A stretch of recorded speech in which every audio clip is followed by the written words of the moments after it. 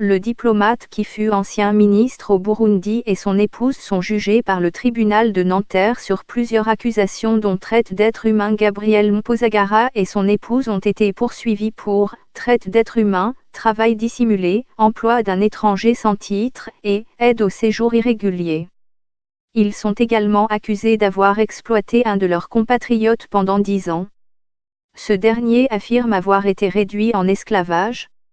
Arrivé de Bujumbura en 2008, il croyait s'occuper d'un enfant handicapé des époux Mpozagara qui vivaient à Ville-d'Avray en région parisienne.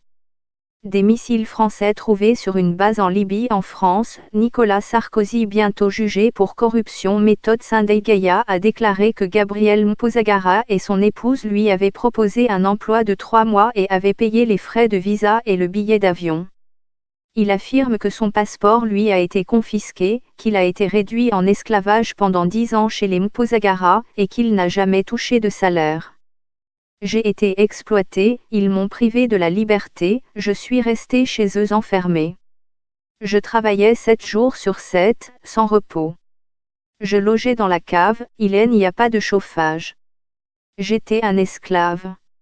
J'espère que la justice va m'entendre, déclare Méthode Sindayigaya. L'homme affirme avoir été, selon ses termes, libéré en juillet 2018 quand un ouvrier venu faire des travaux a signalé à la police qu'un homme présentant des signes de mauvais traitement dormait dans un lit de fortune au sous-sol.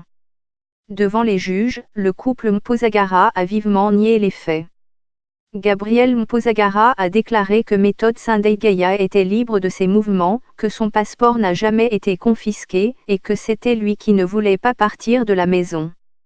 En 2007, le couple avait déjà comparu dans ce même tribunal, ils avaient été condamnés, puis relaxés en appel, dans un dossier similaire, qui concernait 2 jeunes nièces venues du Burundi. Selon le correspondant de la BBC en France, les époux Mpozagara encourent 3 ans de prison et 150 000 € d'amende. La décision du tribunal sera rendue le 21 octobre.